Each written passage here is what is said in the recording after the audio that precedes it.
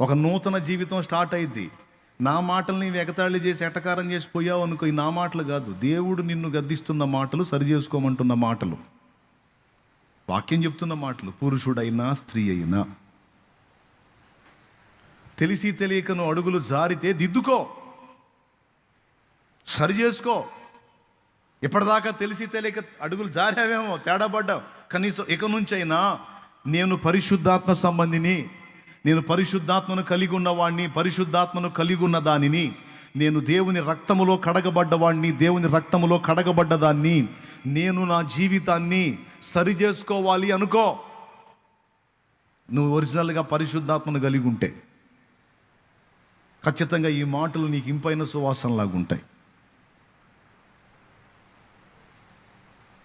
మన సమస్త ప్రవర్తన యందు దేవుడు మనల్ని పరిశీలిస్తాడని మర్చిపోవద్దు. మన సమస్త ప్రవర్తనని దేవుడు పరిశీలిస్తాడు. ఇంకా చెప్పాలంటే మనుషుల ఆంతర్యమును ఆయన ఎరిగిన వాడని యోహాను సువార్త 2లో రాసుంది. ఒక్కసారి చూడండి, 24వ వచనం చూడు.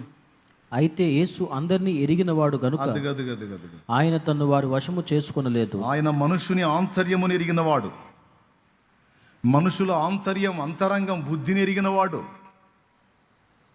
ఆయన దగ్గరకు వచ్చి ఎవడును మనుషుని కూర్చి ఆయనకి సాక్ష్యం ఇవ్వాల్సిన అవసరం లేదు. నేను చెప్పే ఈ 4-5 విషయాలే కాదు, ఇక ప్రతి విషయంలో అలా నువ్వు కానీ అడుగులు వేస్తే. కొంతమంది ఉంటారు యజమానుల దగ్గర పనిచేసేటప్పుడు, యజమాని ముందు యథార్థంగా కష్టపడతారు, యజమాని పక్కకు పోయిన తర్వాత పని పక్కన పడేసి నాటకం ఆడతారు. ఆయన ముందేమో చాలా నమ్మకంగా, అబ్బా చాలా కష్టపడుతున్నారు అబ్బో అనుకొని పాప మురిపిస్తారు. అటు పక్కకు పోగానే గ్యాంబ్లింగ్ స్టార్ట్ అయింది, ఈ మాయ చేసేస్తారు. వాక్యంలో ఏమంటాడంటే, దాస్తులారా, భూ సంబంధమైన యజమానుడు కాదు, పరమందు మీకు ఒక యజమానుడు ఉన్నాడని ఎరిగి, ఆయన చూస్తున్నాడని ఎరిగి, నీకు చేతనైన పని శక్తి లోపం లేకుండా చేసి నిన్ను పనికి పెట్టుకున్న వానికి సంతోషాన్ని కలిగించాలి.